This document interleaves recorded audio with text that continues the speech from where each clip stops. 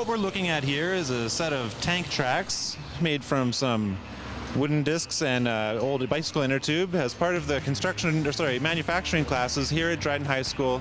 And we're here to talk to the manufacturing teacher, Mr. Darling, and some of his students about what they've done this semester so far. So first off, I'll introduce the manufacturing teacher, Mr. Darling. Hey there, my name's Dave Darling. I'm a teacher here at Dryden High School. What you just saw was a set of tank treads that's part of a remote control vehicle project that I introduced this year. I wanted to get my students working and moving towards building robots and robotics, and the first step of that was to build remote controlled vehicles, basically. Caleb here has started to build a tank, essentially a remote controlled tank, using materials that he's found and fabricated here in the shop, and maybe he can talk to you a little bit about what he's done. So I found some motors at the scrapyard and found a couple bicycle tires and thought I could probably build a pretty cool tank out of it. So I got Didar's help and we managed to build some wooden wheels and a undercarriage for it, and it seems to be working. We just got it started yesterday, so I think it's going all right. So, Mr. Darling, what's the end game? What are you looking for students to come out of the course with after doing this project? Well, this project particularly, as I said, is moving us towards doing some robotics, some autonomous vehicles. I just feel that that's important for students to be dealing with for future career aspirations. With increasing automation and robotics being used in industry, it's something I wanted us to touch on. So to build a vehicle, first of all, that's drivable using remote control, and then attempt to do some programming to make it drive on its own with no input from the operator. So Jeremy's building a sort of a more traditional wheeled vehicle. He's just connecting the steering mechanism right now. So essentially these are built from salvage materials, motors that we've found at the dump, essentially, and the students were just required to design. They came up with their own designs, how they were going to go together. We found wheels, and it really is a problem-solving and design project. As I said, the students did come up with their own designs. They were required to find the materials that they needed to make those designs come to life and go through the trial and error process of, does it work? If it doesn't, what do I need to do to make it work? All the way till they have a vehicle that drives. Behind us, Liam is just welding on basically his final project for the course, which is it's a key hook project. I try to do functional projects, not just test pieces. So this one involves some fabrication, layout, and welding. Basically, the students are given a set of instructions. They're required to accurately measure layout, do some fabrication with bending the hooks to get a finished product. This one's sort of unique in that it has a creative artistic component, so the students were required to build a key hook to specifications, and then they have a little bit of leeway as to what sort of design they put on it for a final product.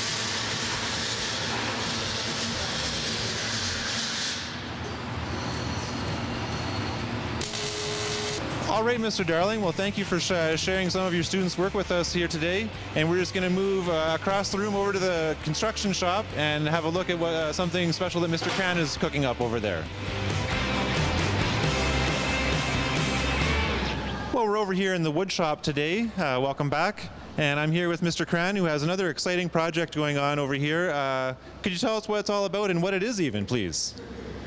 Yeah, I could tell you what we're working on. Devin's here just starting to get his components ready to build a duck box. So this duck box project is one of those community projects where we're partnered up with the Dryden Conservation Club. And online, if you ever check out ducks.ca, there's a whole bunch of information about helping and conserving duck populations.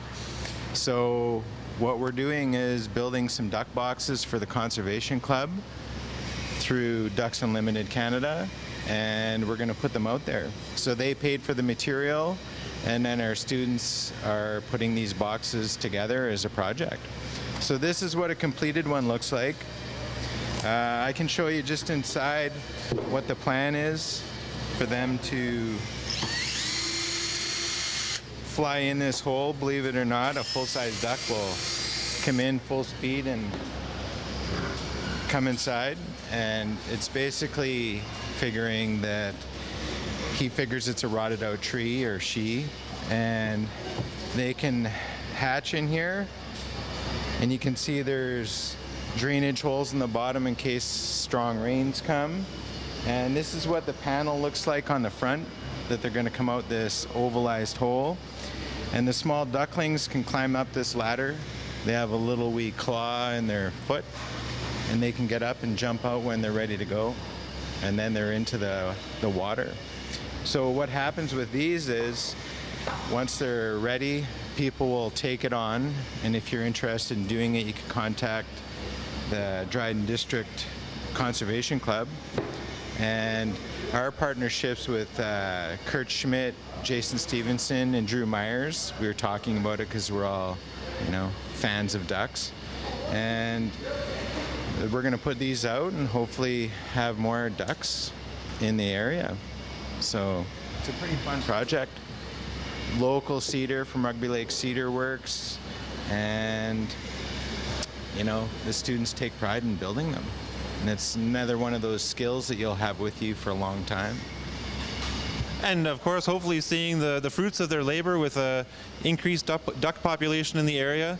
And Mr. Khan, I just have to say, what a great crossover between the very scientific conservation side of it and you actually getting your hands dirty and making these duck boxes. Really exciting to see happening here at Dryden High School. Well, thanks for coming in and visiting. We're always doing something exciting here, and we'll try and do a lot of community projects and tie those in with community groups and interest groups, and works out quite well. Well, thank you very much again, and we won't take up any more of your time. We have to get going, and we'll be right back with some more Eagles TV. You are watching Eagles TV, baby.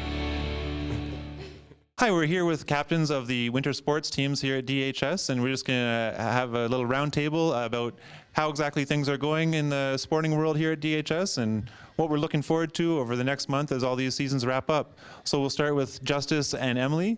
How has wrestling been going? Tell me about your first couple of tournaments. Wrestling went pretty good. We had 2 tournaments so far this year. I didn't get to go to the first one, but the second one was here in Dryden, and I got to go. The whole team did pretty good. Excellent. And how much longer do you have to plan for this season? When is your championship going to be held? OFSA is in March, but NWASA is in February in Thunder Bay at St. Ignatius, I think. So we have a little while to prepare. So Coach Richard Walsh will be preparing his athletes for that NWASA competition, where, of course, the Dryden athletes will have to beat the best of what Thunder Bay has to offer moving forward. So next up, we have Jessica Carter. She's in her 4th year, grade 12 year here at the high school, and she's the captain of the girls hockey team. How have the tournaments and league play been going so far? We've been doing really good. We have a really young team, but we work together well, and hard work definitely pays off. So we're just getting ready for playoffs, and our biggest competition this year is going to be Fort Francis, but we beat them, so we know we can do it, and we can get the job done. And a real focus on teamwork on the hockey team, as always, I'm sure. Yeah, every practice is just working together, communication. Our one focus this year has definitely been communication on ice, off ice, in the dressing room, so it's going well. Well, thanks, Jess. And next up, we have Zach Luley, who's the captain of the boys hockey team. Zach, I know that you've been busy with quite a few tournaments with the boys hockey team, and you were just on the road last night to Fort Francis. What's the general feel of the team right now? Well, right now we're coming off a loss against Fort, but we played a solid game all around, and the boys are really pumped off our effort there, and we're looking forward to what's to come here. We have a young team, very passionate group here, and we're ready to work and ready to take it to the next level here. Really excellent, Zach, and I know that with the coaching and with veteran leadership like you, that's going to be it's going to be a really interesting end of the season. Well, yeah, we just need to make sure the boys are focused in the room there, and if we can be focused and we can work hard, we can get the task done for sure. Excellent. So moving forward, the Nordic ski team, which has enjoyed a great season so far. Tell me a bit about that, Devin. Yeah, we've only had a couple of races so far, just exhibition races, and it's just a good way to get out there and figure out, especially for the newcomers, just to figure out how to get going and figure some technique out. It's been great for us veterans as well, just getting on that snow again and having some good times. Any personal best to talk about? We've had really good competition this year, and even still, we've been coming up in the top few ranks. So it's been great all around. Excellent, and we're going to be cheering you on as you do your qualifiers for NWASA and beyond, and hopefully you'll get a trip down to Southern Ontario and show them what Nordic skiing is all about. Thank you. Yeah, it's offices in Timmins this year, so we're all definitely really excited for that. Excellent. Next up, we have Jared Hicks, who's the captain of the senior boys basketball team, talking about they're currently sitting in first place in the standings, but what have some challenges been so far this year, Jared? We lost one of our key players, Thomas Moline, at the tournament in Thunder Bay we just had, and we didn't really have a good outcome there. We lost all 3 games, blew a 20-point lead in the last game, but there's some learning curves we need to accomplish, and we need to start getting back on defense and doing what we need to do. It's just not working out right now. And as far as the team concept, are the team really gelling and you're really focused on one common goal? Yeah, we're really getting the good chemistry to go now. We're working hard to get what we need to do to win games, but we need one more win against Fort to clinch first, and that's what we're looking forward to right now. Great, and we'll just wrap up with Kirsten Carpenter, who Mr. Walsh said was a really excellent wrestler this year. And do you have any final comments about your wrestling experience this year, Kirsten? I absolutely love wrestling, and I think a lot of people should join it. Okay, and also you speak on behalf of the girls volleyball teams and the junior boys basketball teams. They are all currently sitting in first place in the standings as we enter the exam break. And with 2 league games left to go, they'll have to work their hardest against Beaver Brae and Fort Francis as they wrap up the Norwassa season. So until next time, you are watching Eagles TV.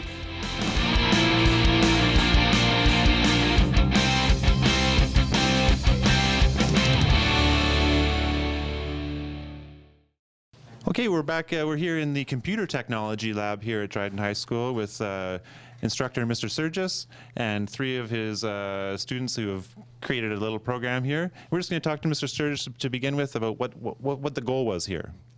They're being introduced to problem solving and computer programming, and actually they were working with one of the most difficult languages to start off with, which is called the C programming language. And so this is where we start with, and then over the course of the semester, they stick with that, or are they introduced to other languages as well? No, they're introduced to other languages such as Scratch, C, web design using HTML and CSS style sheets. Okay, well, we're going to head right to the students here, and I'm just going to ask quickly. So, what was the process like for you in terms of start to finish your programming journey this semester? Well, we started with Scratch, which was really basic. It's just you push a button and it does it for you. But this we had to make all the program yourself, so you have to do all that. There's no buttons where it'll do it for you. You have to make the buttons.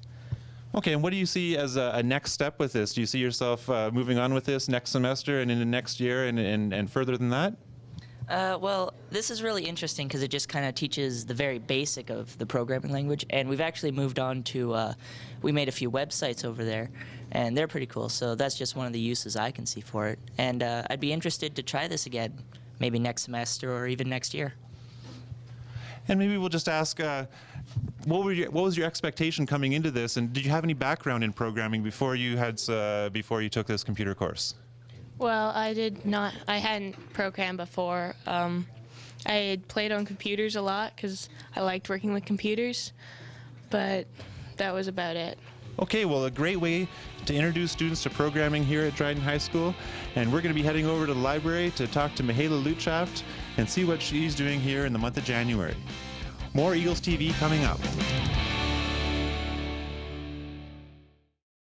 We're back here again with DHS's librarian Mihaela Lutschaft, and we're just going to talk about the start of the 2017 year at the DHS library, what's been going on. I know that the end of 2016 was certainly busy for you, wrapping up with some great living library events. Do you have more planned coming up? Yes, we're planning to hold this event on regular basis, and because we hosted in December the 9th, so that was a Friday, we're hoping to have it as the first Friday in the month. More details about that event will be posted on our website. With these cold winter months, I'm sure the library is getting used more and more every day. What are some of the things that are bringing students into the library over these cold winter months? Are they coming in there? I'm sure I see a lot of students doing homework. They're able to use the computers. What's available to them here? Well, every single day we added more items to our collection. Now we're featuring, because it's January, we're featuring new resolutions. So hopefully getting the winter blues out of the way. A little bit of reading and exercising sounds good. So in our displays you will find a few books about fitness and DVDs about yoga and relaxations. Also, a new feature of our library is read the book before you see the movie. So please you're welcome to come and see our displays with books and movies available through our library. Students and staff are encouraged to go online, and you can you can select and add your items to the bag. And if not, just give me a call and we can set those aside for you. What an interesting way to look at the advance of basically getting books back into popularity with students. Read the book before you see the movie. Really great. And we'll be coming back here next month, Mihaela, for the next Eagles TV, so we'll hope to see you then. Certainly. Hope to see you there, and everybody's welcome to find more details about the Living Library in DHS. Well, thank you. You're always a great person to interview. I'm Paul Darling. I'm here at DHS, and on behalf of all of the staff at DHS, we hope that everyone wraps up their semester one in a sound and confident way, and that you have classes will resume for semester 2 on January 30th here at DHS, and we look forward to everyone starting off on the right foot in the second semester here of 2017.